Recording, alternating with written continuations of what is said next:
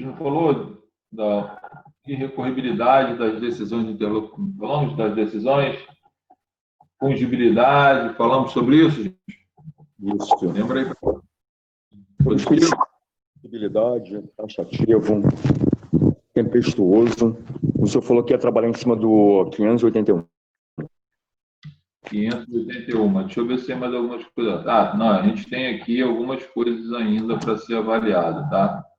Antes do 581. Falei da proibição da reformácias impérios, não falei? Ou não? Não lembro disso, não. Tá, então vamos lá. Vamos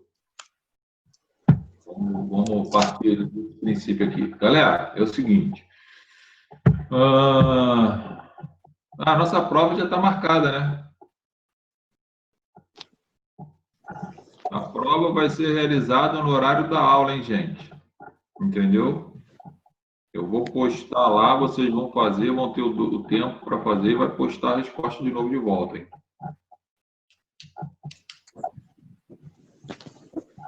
Tá? Bom, vamos lá. Questões que eu quero chamar a atenção de vocês é para reformácio impérios, tá? O que é isso aqui? Vamos imaginar que o seu cliente tenha sido condenado, tá? A uma pena de 15 anos de prisão, por exemplo, com base no crime de roubo. Sentença de juiz de primeira instância. 15 anos. Aí abre prazo para você interpor o recurso, ok? Quando eu vou interpor o recurso, eu tenho prazo, no caso da apelação, de 5 dias para interpor essa apelação, tá?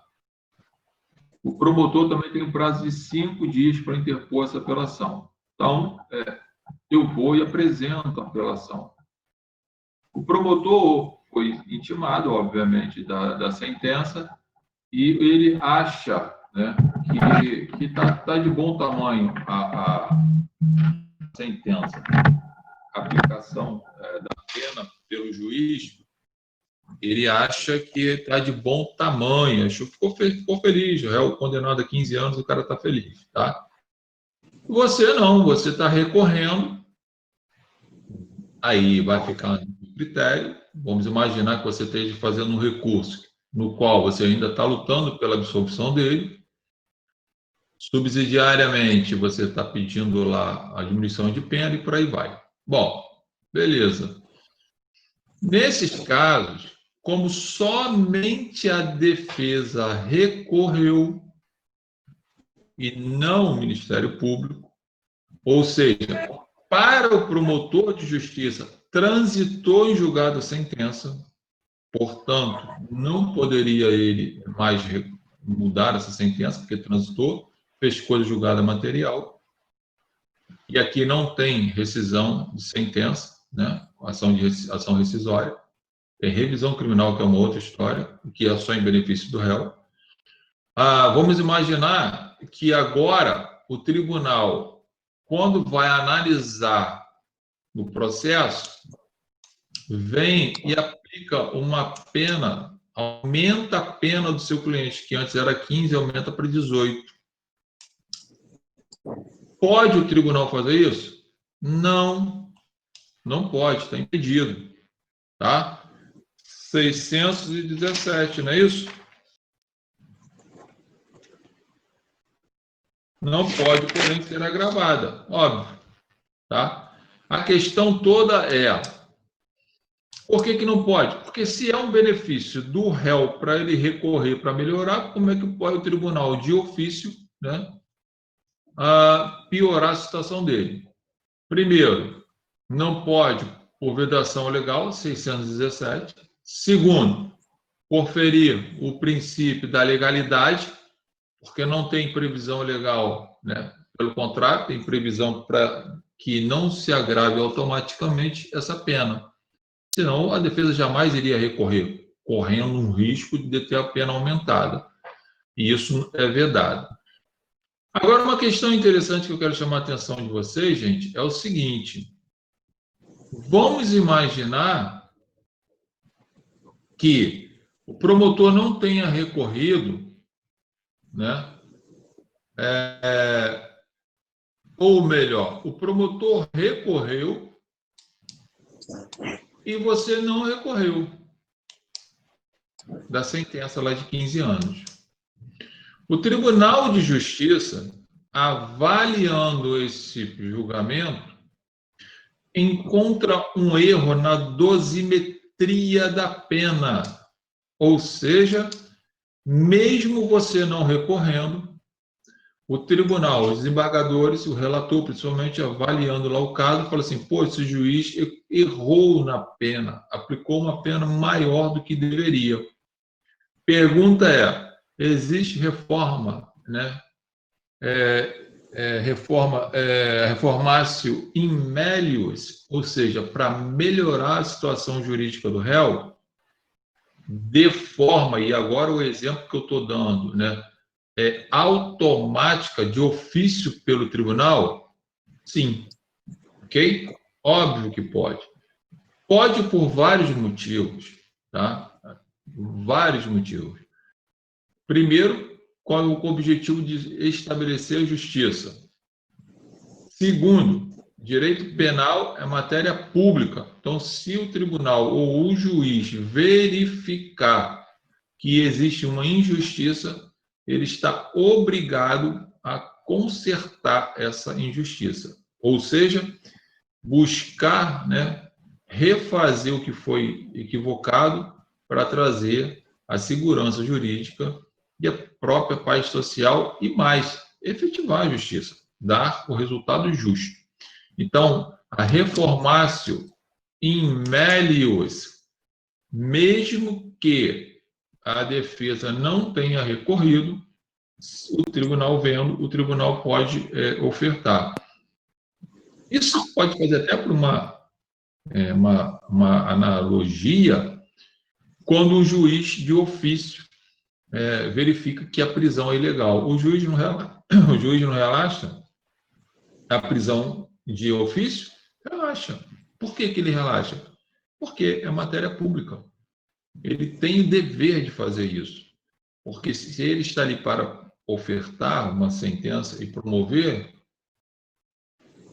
em boa parte sempre. Qualquer decisão em boa parte sempre, né? Nesses casos, as decisões vão estar, né? Eu já liberei aí. Tá gravando aí, não tá?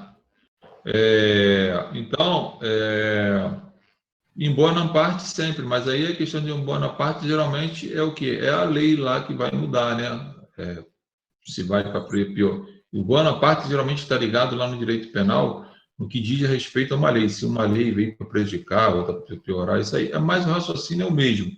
Aqui a lei já existe, aqui o processo já foi tramitando, já houve uma sentença penal condenatória, você, por algum motivo qualquer, não recorreu, o MP recorreu, a questão toda é, pode o tribunal de ofício? Pode, o tribunal de ofício, né? Dá esse benefício, né? Tentando corrigir o erro aqui, ok?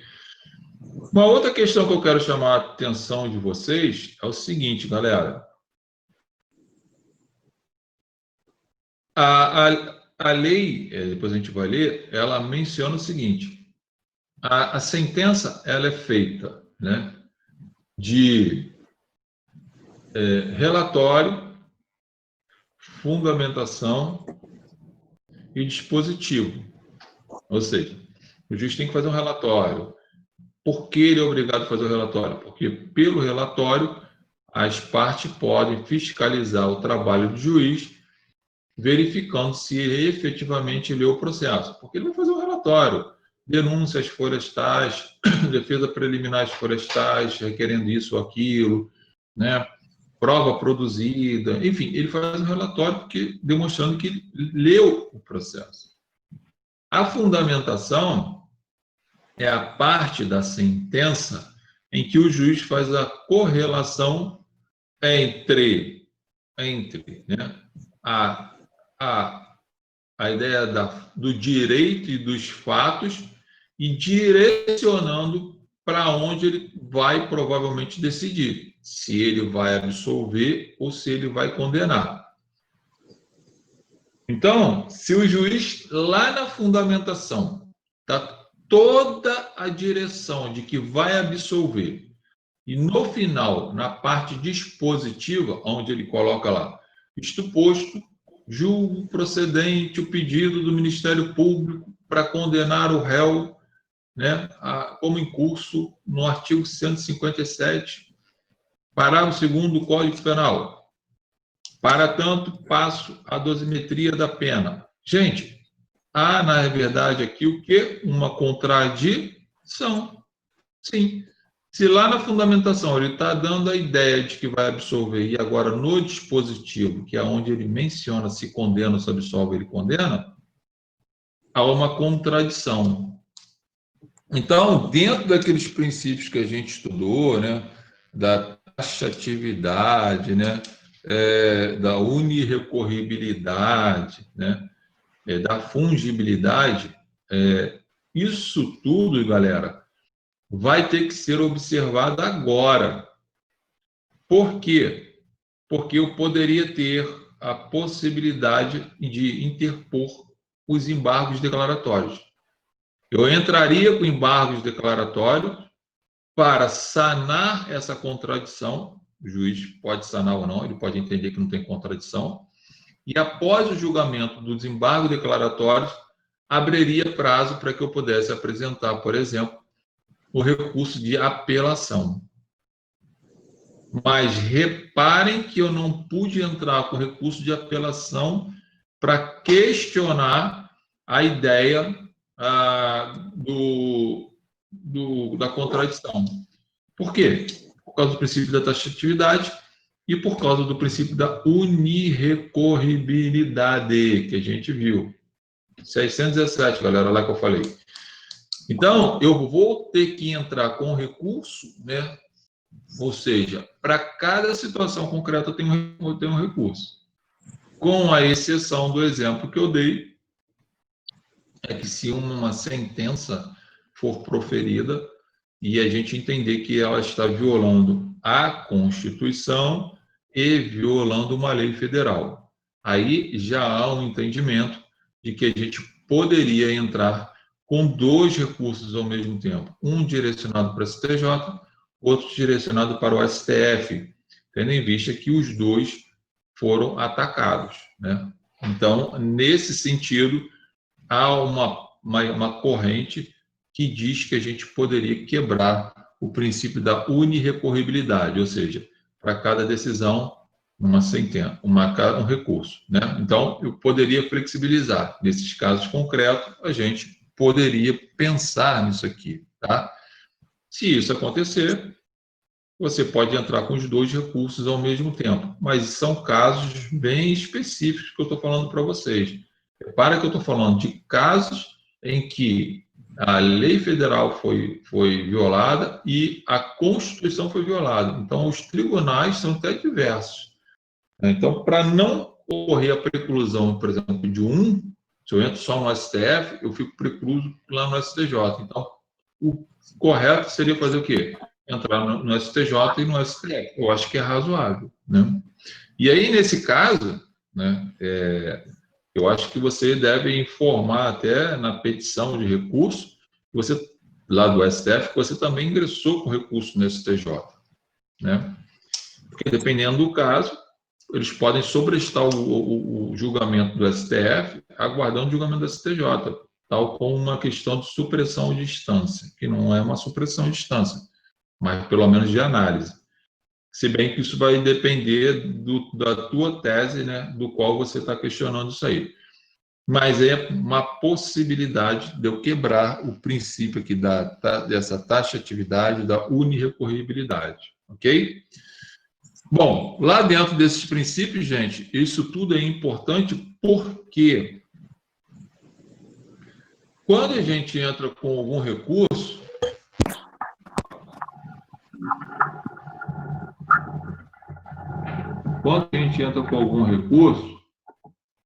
o que acontece?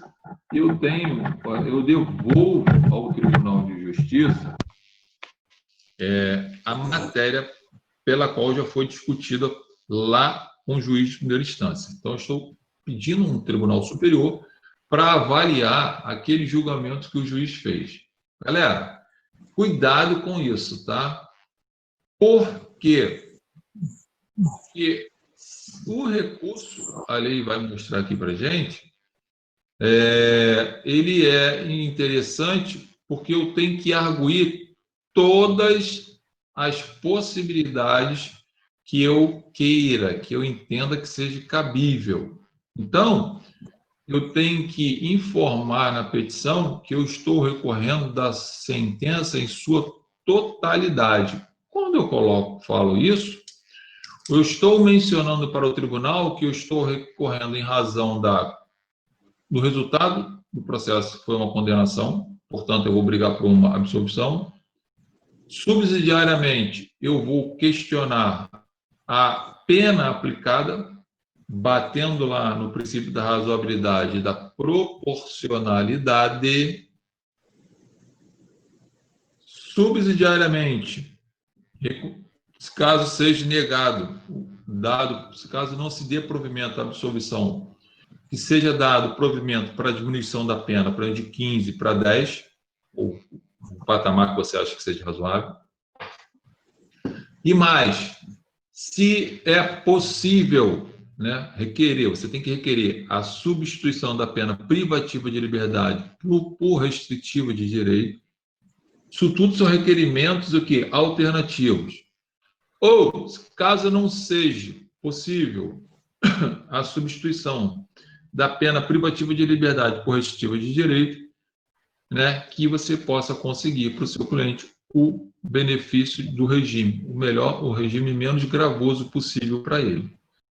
Então, se eu não fizer isso, né, eu corro o risco lá no meu recurso de apresentar um recurso, por exemplo, em que eu pense que eu estou recorrendo da matéria toda, mas no fundo só estou falando de absolvição. E bato na tecla da absolvição. O réu deve ser absolvido por isso, por isso, por isso, por isso, por isso. Isto posto, requer aos outros desembargadores seja dado provimento ao recurso para absolver o réu. Ponto. Beleza. Protocolou, mandou. Aí, você chega e fala assim, bom, vou botar o melhor perfume, vou ter que botar a beca, vou me arrumar todinho, vou para o Tribunal de Justiça, porque eu vou hoje estrear, vou fazer a minha sustentação oral perante os embargadores, né? Tomou lá 2 Rivotril para não ficar nervoso, muita gente bebe esse negócio e tal. Enfim, vamos imaginar que você chegue lá no tribunal e aí quando você vai fazer a sustentação oral, você cumprimenta os desembargadores, faz uma pequena introdução e começa a sua sustentação oral. Ilustríssimos desembargadores, a defesa veio aqui novamente trabalhar com Vossas Excelências, recebam nossos cumprimentos, e o que eu venho aqui sustentar e já requeri provimento é a absolvição do réu por causa disso, disso, disso, disso. Mas, porém, caso Vossas Excelências entendam que não seja motivo para absolvição, porque eu só estou argumentando aqui por amor ao debate jurídico, que eu acredito nessa corte, a defesa vem requerer a diminuição da pena de 15 anos para 10 anos, seja lá o que for, de 8 para 4, 4 para 3, seja lá o tempo que for, tendo em vista que a defesa entende que o magistrado, né, não respeitou o princípio da proporcionalidade e razoabilidade. Quando você começar a falar isso, provavelmente, se você pegar o desembargador muito técnico, ele vai falar, doutor, pela ordem, nós não vamos avaliar esses outros requerimentos. Ué, excelência, por quê? Porque o senhor não requereu, doutor. O senhor só requereu a absolvição. E o julgamento ele vai ser baseado no que o senhor requereu na petição. Nós não podemos fazer o julgamento ultra petita. Ok? Então, eu iria, né, engolir isso. Não teria realmente como mudar essa situação, porque eu limitei o meu recurso e eu limitei aonde? Somente na absolvição e, portanto, isso é possível acontecer. E aí, imagine que o tribunal mantenha essa decisão, né? Mantendo essa decisão, você perderia a oportunidade de uma diminuição de pena, né, para o réu. Gente, isso é possível acontecer, isso é previsível acontecer, e o tribunal pode fazer isso, ok? Agora, o que eu quero chamar vocês é o seguinte: é possível também que o tribunal de ofício, né, ofertasse a melhoria para o réu, porque o réu não poderia, né, ser comprometido pela má atuação da defesa técnica? Eu já assisti vários julgamentos, quando eu vou fazer sustentação oral, geralmente chego cedo, e eu fico lá assistindo o julgamento. Eu já vi julgamento em que o advogado fez o requerimento, né, limitado, mas o tribunal de ofício deu outros benefícios para o réu, tendo em vista tratar-se de matéria de ordem pública. E aí teria que beneficiar entre, né, esse choque, né, da má técnica do advogado, né, e a questão do tribunal por se tratar de assunto de questões públicas, direito penal, ele poderia se manifestar. E eles se manifestaram dando até alguma coisa que a defesa não tinha pedido, né? E aí, nesse caso, eu acho que é até razoável. Mas isso é uma coisa, assim, de tribunais, de câmaras de desembargadores, que são mais garantistas, mais observadores dos direitos do réu, e não contem com essa sorte, porque você pode pegar uma câmara de gás que o cara vai chegar para você e vai falar: doutor, o senhor não fez requerimento a respeito de diminuição de pena, substituição de pena, melhor regime. Eu não fez nada disso, só pediu absolvição. E é isso que a gente está julgando aqui, né? Vamos jogar só absolvição.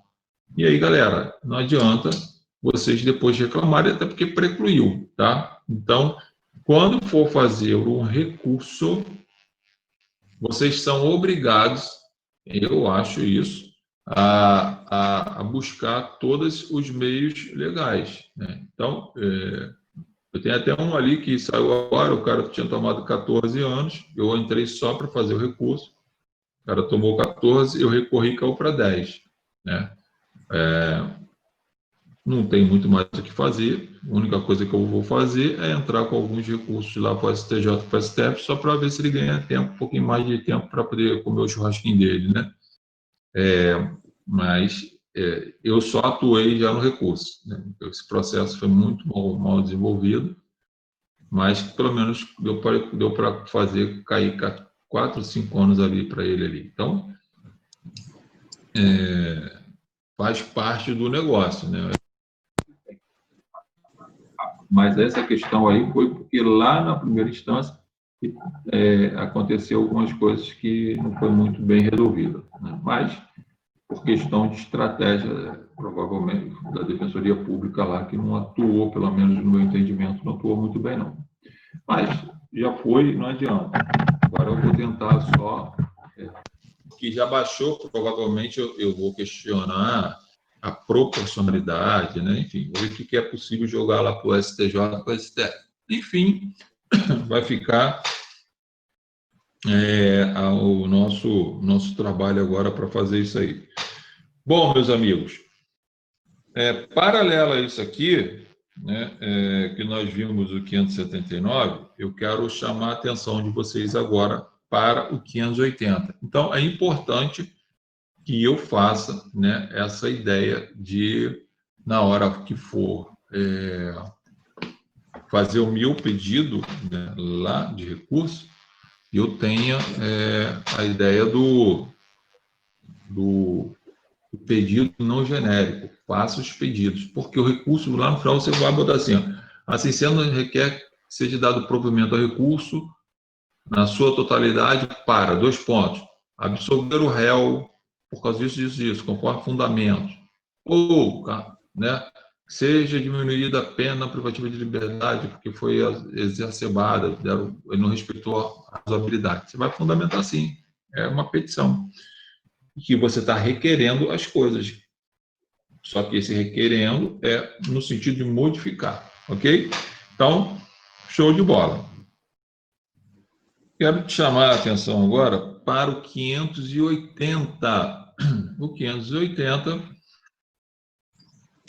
trata do efeito, né, extensivo do recurso. Nesse caso do 580, tá? Eu posso ter...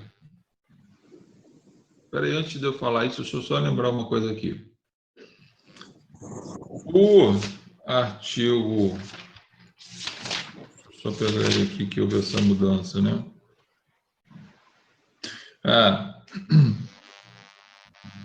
Razão do pacote anticrime, porque eu vou ter que fazer só uma observação referente aqui à questão da unirrecorribilidade, mais uma que tem que olhar isso aqui. O 492 do CPP, que fala em seguida o juiz-presidente proferirá a sentença que... Então, ou seja, os jurados votaram, imagine lá no plenário do júri, e esse aqui é só para o júri, tá, gente? Esse caso concreto. Então, os jurados votaram a favor para condenar seu cliente, o juiz proferiu a sentença. Olha o que diz o 492, o inciso primeiro, a linha E. Mandará o acusado recolher-se ou recomendá-lo-á à prisão em que se encontra, ou seja, provavelmente está preso preventivamente, se presentes os requisitos da prisão preventiva. Ou, no caso de condenação, aqui é o problema, ou no caso de condenação a pena igual ou superior a 15 anos de reclusão, determinará a execução provisória das penas, com expedição do mandado de prisão. Então, e lá ele continua falando alguma coisa. Bom, qual é o absurdo que tem aqui nessa lei aqui? Qual é o absurdo que tem nessa lei aqui? Meus amigos, vamos imaginar que o sujeito esteja respondendo o processo em liberdade, não está preso, e ele vai para o plenário do júri, participa da audiência, e aí, nesse caso, ele é condenado. O júri entende que ele praticou o crime. Nesse momento, o juiz se recolhe ao gabinete dele e vem com a sentença, dá 16, 17, 20 anos nesse cara. Pela lei aqui, por a pena ser superior a 15 anos, o juiz vai determinar a prisão dele, com base numa execução provisória da pena. E pior, isso aqui veio depois daquele julgamento de prisão de segunda instância, lá do STF, que foi por 6-5. Isso aqui é um absurdo, né? Isso aqui é um absurdo. Não tem como prevalecer. Já deve ter várias ações aí requerendo a inconstitucionalidade disso. E por que não pode? É simples, falta lógica no desenvolvimento do raciocínio deles. Porra, só porque o cara foi condenado a uma pena de 18 anos, por exemplo, ou de 20 anos no tribunal do júri, pelo juiz, na aplicação da pena, ele vai ser levado ao cárcere, mesmo estando respondendo o processo em liberdade? Por qual fundamento? Pela gravidade do fato? Então, vou te dar um exemplo. Imagine o latrocínio, roubo seguido de morte. pena 20 a 30 anos. Mais grave ainda do que o homicídio. E imaginemos que o sujeito esteja respondendo a um processo de latrocínio em liberdade. E é lá na sentença o juiz mete a ele uma pena de 25 anos. Maior do que esse do tribunal do júri. Lá o juiz não pode executar a pena provisória. Qual é a lógica desse raciocínio? Qual é a lógica para você poder aplicar aqui, só porque aqui está sendo julgado no conselho de sentença?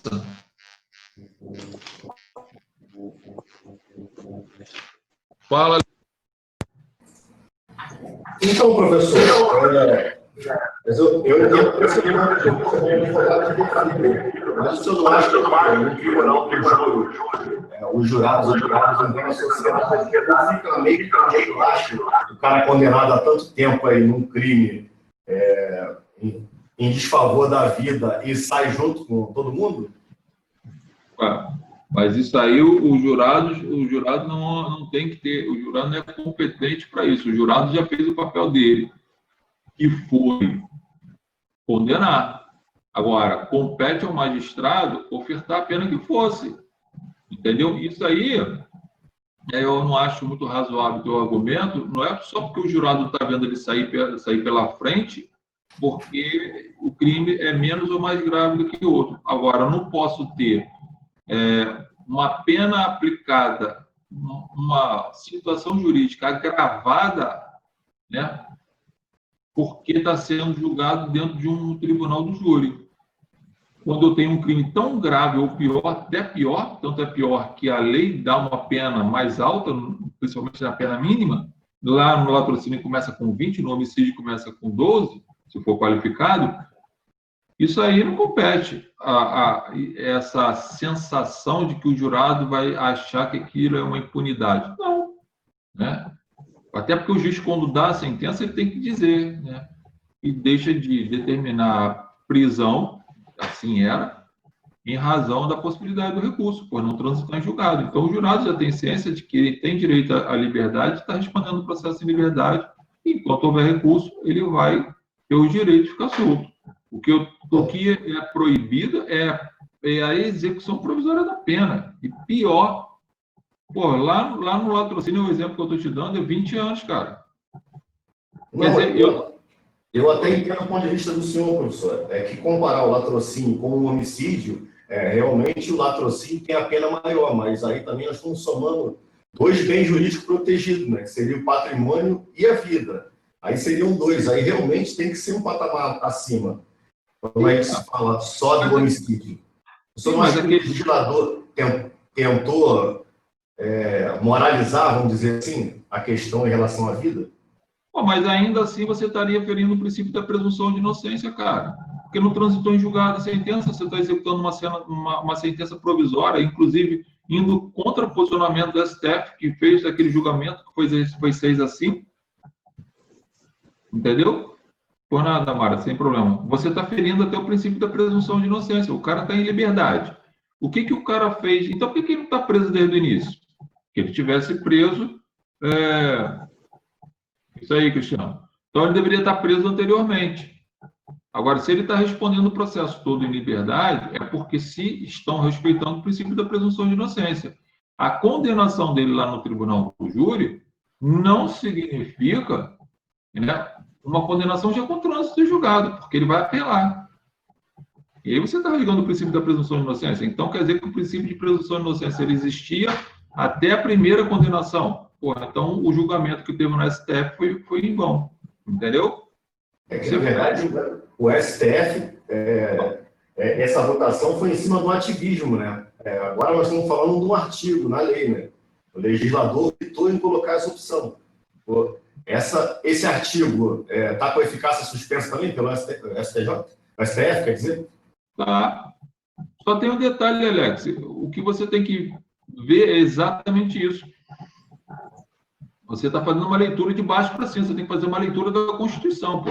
A presunção de inocência por isso que foi parar lá no STF. A presunção de inocência é um princípio constitucional. Então, qualquer lei qualquer atitude de qualquer órgão do Poder Judiciário que fira, que venha rasgar o princípio da presunção de inocência, o que vai acontecer? Tem que ser declarado inconstitucional. Tanto é que aquela galera toda que praticou aquele monte de crime foi colocado, que estava respondendo o processo em liberdade e depois foi preso, quem estava preventivamente continuou preventivamente. Mas nesse caso aqui, esse artigo ele fere o princípio da presunção de inocência. Se fere o princípio da presunção de inocência, você está ferindo a Constituição. Por isso que houve aquele julgamento. É verdade, professor. Em relação a esse princípio constitucional, eu concordo com o senhor agora, concordo. O princípio realmente é inconstitucional. Por isso que tem essa celeuma. O que a gente está discutindo é o seguinte: quem está preso preventivamente, você pode continuar preso, porque o cara está preso, só foi condenado, mas não transitou em julgado ainda. Mas por ele estar preso, estar presente os requisitos do 312, ele merece até continuar preso lá pelos critérios que foram. Agora, o cara que sai de casa, arrumadinho, cheirosinho, vai para o júri e é condenado, gente, eu acho que isso aqui é inconstitucional, tá? No meu entendimento, isso é inconstitucional. E assim, aí foi o que o Renan falou aí, né? Tá. Exatamente. Então, o HC agora é uma coisa importante. O que você tem que fazer hoje, né? Se for no teu raciocínio, Alex. Então, se a gente fosse hoje fazer um júri, se o cliente estiver solto, eu vou ser obrigado a entrar com habeas corpus preventivo, requerendo um salvo-conduto, caso o cliente seja condenado a uma pena igual ou superior a 15 anos.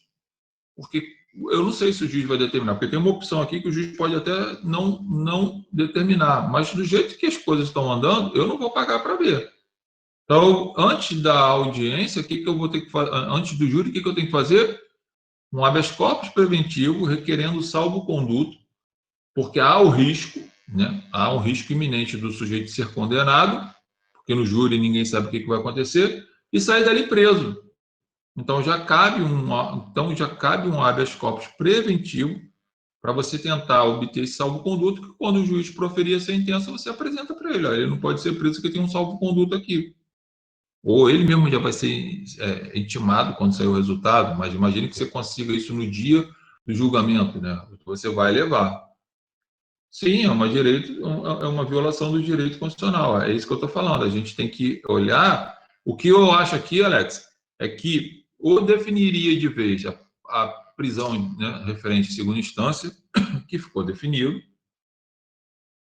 né, ou tiraria isso aqui, não colocaria. Agora, quer dar, na verdade, um cunho, né, de prisão de pena provisória ser proibido, entendeu? Então, não tem como. Eu acho que já tem até ação já de requerendo inconstitucionalidade disso, eu acho que isso cai, né? Daqui a um tempo isso vai cair, mas hoje eu teria que fazer isso, né? Se tivesse um júri, eu iria fazer isso, né? Ou quando isso entrar em vigor, eu vou ter que fazer isso. Prisão em segunda instância está definido, ninguém pode ser preso na segunda instância, é o que a gente está discutindo. O cara foi condenado hoje, acabou. Ó, eu estou aqui com uma aqui. Foi o exemplo que eu dei para vocês. O meu cliente, eu entrei nesse caso para fazer o recurso. Ó. Vou ler até o acórdão. Eu vou ler, na verdade, nem o acórdão, vou ler a certidão da audiência. Certifico que a Igreja Quinta Câmara Criminal, ao apreciar o processo em epígrafes em sessão realizada nesta data, proferiu a seguinte decisão: conhecer do recurso e dar-lhe provimento para reduzir a pena imposta ao apelante para 10 anos e 10 meses e 20 dias de reclusão. Ele tinha tomado 15 anos e pouco. Mantendo-se a sentença guerreada em todos os seus demais termos. Ele está em liberdade, tá, Alex? Após o trânsito em julgado, peça-se mandado de prisão em desfavor do fulano de tal, com validade de 16 anos.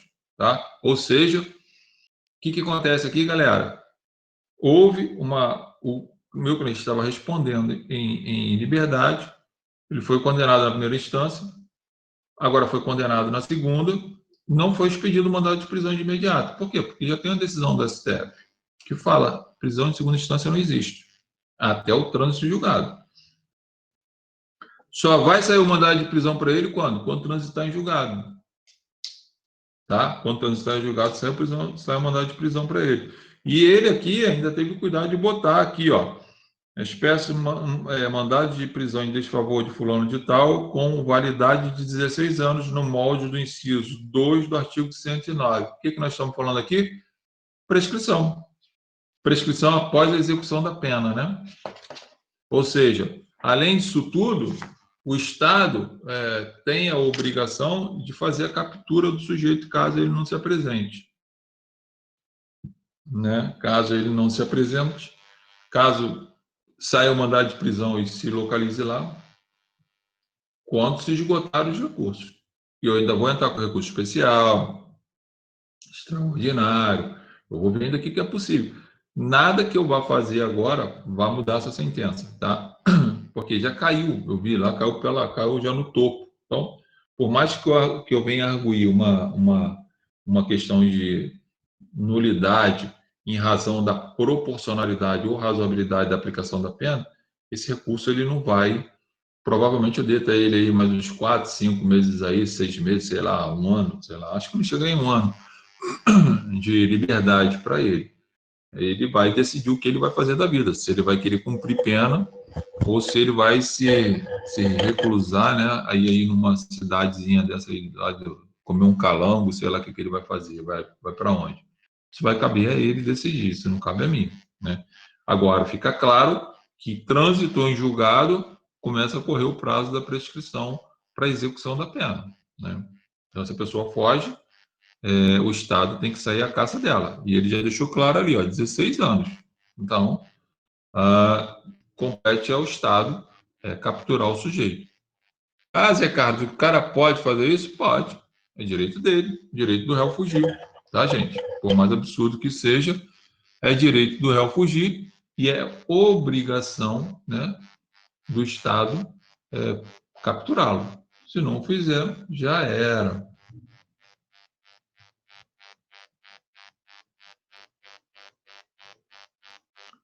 Se for homicídio, depende, Mara. Se for crime hediondo, 2/5, se ele não for reincidente. Se for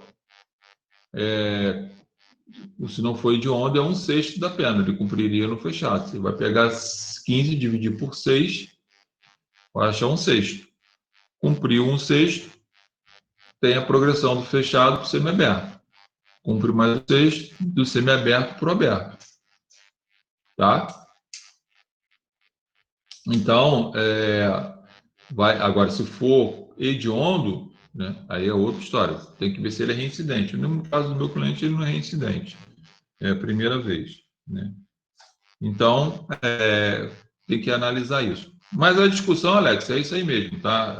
É para analisar mesmo e cada um vai ter a sua opinião, como muitos hoje ainda sustentam que é um absurdo a ideia da prisão em segunda instância. Gente, eu só falar assim, por que eu não acho que é um absurdo da prisão em segunda instância? Tá? Por quê? Porque a prisão em segunda instância, ela voltou a ser objeto de discussão por causa das pessoas que estavam, em tese, sendo beneficiadas, né, por não estar preso, que seriam os caras, né, do colarinho branco, aí por aí vai. Essa onda que teve de prisão é da Lava Jato. Gente, só tem um detalhe. A maior parte da população carcerária não vem dessas pessoas ricas que estão fazendo esses crimes aí.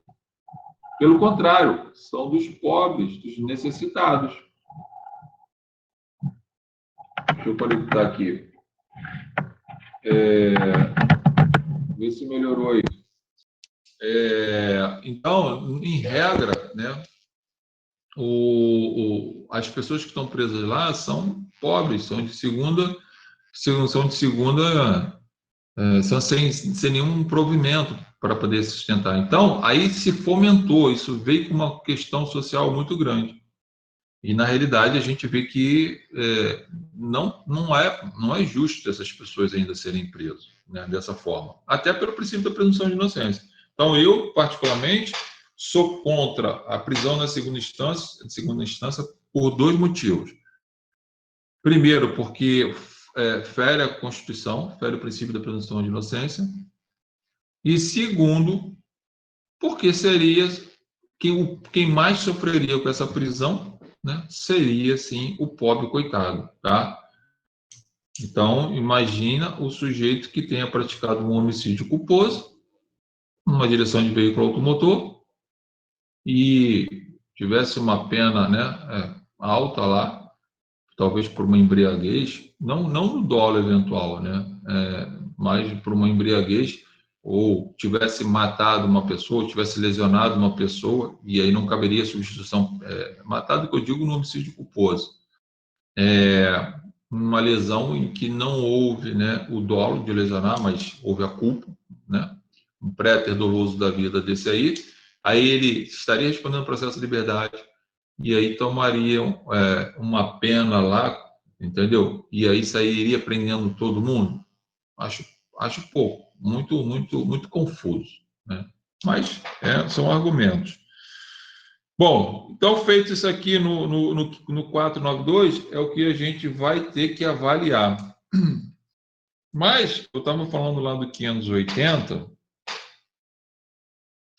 o 580 é bastante interessante, porque fala assim, ó, no caso de concursos de agentes, aqui menciona no Código o artigo 35, mas é o 29, por causa da mudança, a decisão do recurso interposto por um dos réus ser fundada em motivos que não sejam de caráter exclusivamente pessoal, aproveitará aos outros. Isso se trata de um recurso, né? Se trata de um efeito do recurso, galera. Então, vamos imaginar o concurso de pessoas. Vamos entender esse artigo. Se eu tenho uma questão processual e algum advogado de um dos réus interpôs, por exemplo, um habeas corpus, e foi dado provimento com base nessa questão processual, se A foi solto, B e C também tem que ser solto. Porque a questão é processual, por exemplo. Agora, o que seria uma questão pessoal? Vamos imaginar que 3 pessoas estejam respondendo ao processo, tá? E que a data do fato, por exemplo, né, ou seja um menor de idade, né, ele não poderia ser preso, e aí ele entra com recurso, com habeas corpus, não para ser preso, mas que fosse, né, apreendido, que é diferente, ele não ficaria numa cadeia comum. Nesse caso, esse menor poderia ser colocado entre aspas, em liberdade, porque é uma característica pessoal dele. A idade seria menor de idade. Ou, imaginemos que o réu A, por exemplo, a data dos fatos, ele era menor de 21 anos. E aí a denúncia veio posterior, 10 anos depois, 15 anos depois que isso acontece, e aí esse crime, em razão do sujeito ser menor de 21 anos, a data do fato, essa prescrição cairia pela metade. E vamos supor que agora, na deflagração da ação em que o promotor pediu a prisão preventiva da galera e o juiz deu, o seu cliente foi preso de uma forma equivocada, porque para ele o crime estaria prescrito. Aí um dos advogados entrou em favor dele, pedindo a extinção da punibilidade e a liberação dele de imediato. Os outros 2 teriam aproveitamento desse habeas corpus para serem livres? Não, porque isso é uma característica pessoal. A prescrição só caiu pela metade por causa da característica pessoal do sujeito que se beneficiou, que a data do fato, ele tinha uma idade menor de 21 anos, ok? Então, é isso aqui.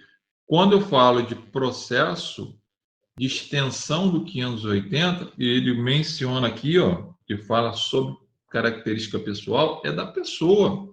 É um benefício, é uma qualidade, um adjetivo, seja o nome que você queira dar, inerente à pessoa, não está alcançando os outros.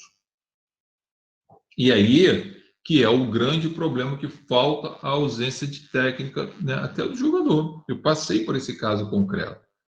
Então, os caras foram presos e tal, todos policiais federais,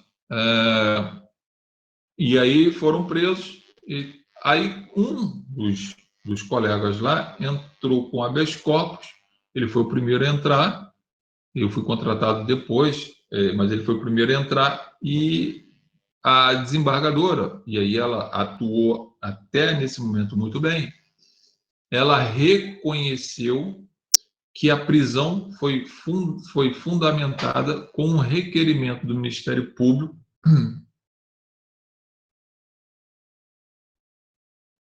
como a matéria é diferenciada, Eduardo.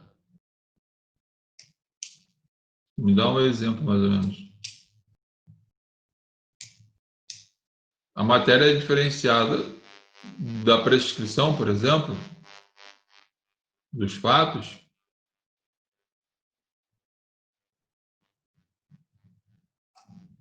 Sim, mesmo diferente.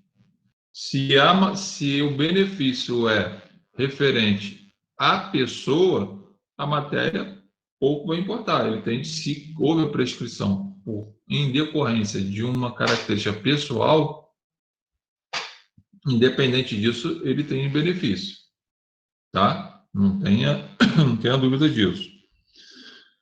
E aí, o que acontece? Um dos advogados entrou lá com habeas corpus lá, e a desembargadora, analisando o processo, viu que o fundamento do juiz estava baseado num argumento da acusação, cujo pedido, né, para prisão não encontrou amparo na própria acusação.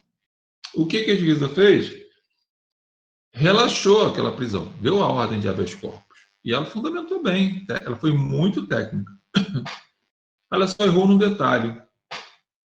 A questão aqui é processual. Se existe uma falha técnica na denúncia e existe os corréus, porque tem concurso de pessoas, se tem uma falha para um, vai ter falha para todo mundo, amigo. O que ela tinha que ter colocado no final lá? Assim sendo, né, por não se tratar de característica pessoal, determino o efeito extensivo com base no artigo 580 do Código de Processo Penal. Assim, determina a expedição de alvará de soltura em favor dos demais réus. Ponto. Não, pior que ela não fez isso. Ela só soltou um. E esse foi o problema. E aí começou a minha luta lá dentro no TRF, né? De que aí a família de todo mundo ligou para todo mundo, né? Pô, fulano saiu, porque meu filho não saiu, porque quem não saiu, e eu fui ver o que tinha acontecido. A desembargadora simplesmente não tinha feito esse papel que a gente está falando aqui. E isso rolou mais ou menos por um mês e pouco, com o cliente preso, todos os outros presos, todos os advogados desesperados, porque a família estava pressionando. E aí, nesse exato momento, o burro da história, né, não é o desembargador, não é o tribunal, o burro dessa história é o advogado, é você. Mas aí eu botei uma pessoa morando quase lá dentro, e até que eu consegui antecipar o julgamento, porque de tanto perturbar. E eu fui para a sustentação oral e convidei a mãe, né, a mãe do réu, para ir. A mãe do réu tinha uns 80 anos. Eu queria muito que ela fosse, mas ela não foi. Ela ficou Ela falou, olha, eu só não vou. Eu falei, a senhora está me incomodando tanto, né, colocando em xeque aí a minha qualidade do trabalho com um erro que não é meu, eu convido a senhora para que a senhora vá comigo no tribunal, para a senhora ver, né, o que eu vou fazer e a senhora ver o que é um julgamento. E ela falou que não ia porque ela não tinha condições emocionais de ir. E eu respeitei. Mas eu queria muito que ela fosse, pessoal, sinceramente. Porque o meu argumento ia ser diferente de todos os argumentos que eu iria fazer num julgamento comum, como eu fiz. Porque eu não pude fazer o que eu queria, porque ela não estava lá.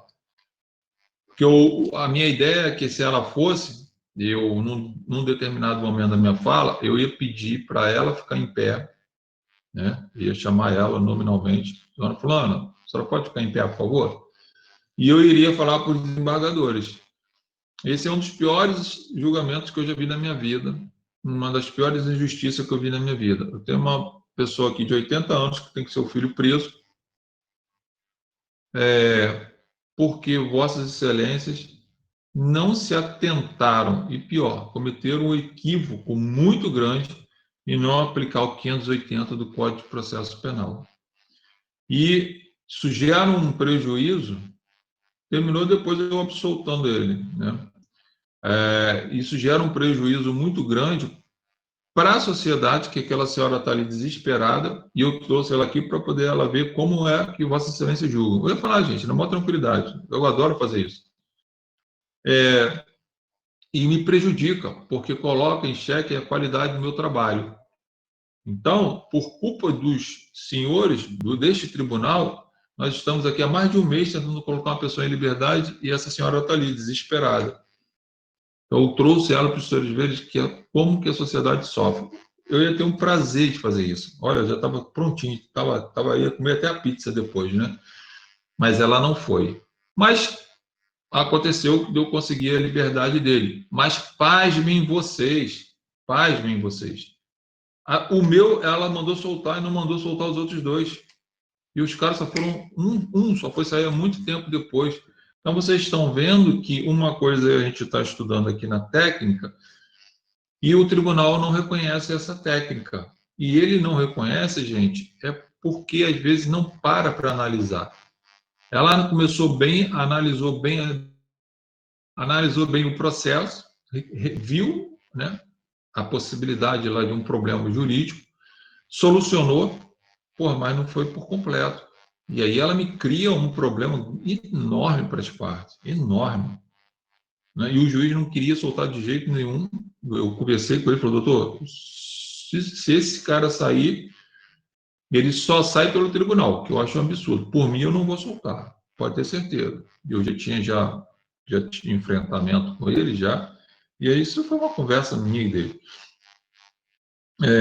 O cara muito doido, e eu estava no TRF brigando por isso. Então, o 580 que eu quero chamar a atenção de vocês quando vocês estiverem atuando, quando alguém entrar com habeas corpus e o cara for solto, um outro réu qualquer que não tenha sido seu, porque ele entrou primeiro, analisem essa decisão de soltura, porque pode ser que seja por uma questão não pessoal, e aí tem direito à extensão.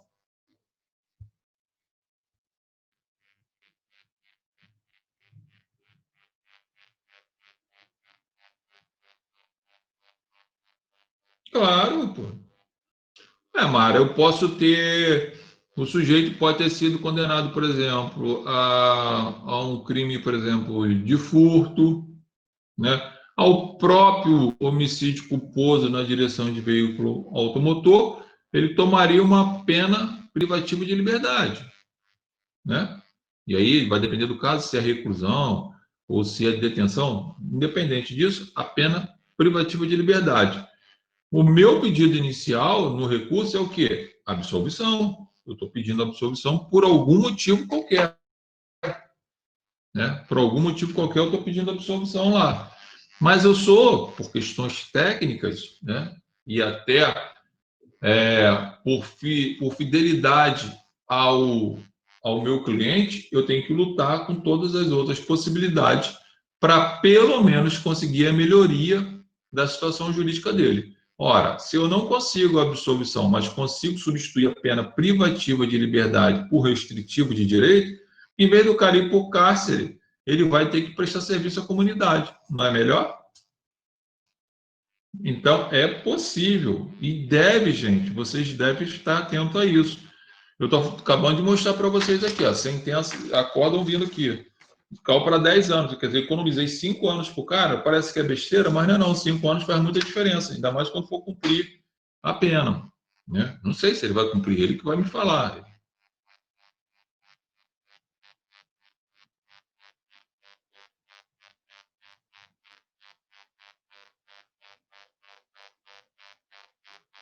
Ah, melhorar a situação do sistema carcerário, é isso que você quer saber? Penitenciário, se alguém lá dentro luta para isso? Ah, eu acho que não, Mara. Eu não vejo ninguém lutar nada lá dentro, não. Entendeu? Quem luta lá dentro para as coisas melhorarem são os presos que se ajudam. A verdade é essa. O sistema carcerário tá falido há 200 mil anos e está de mal a pior. Uhum.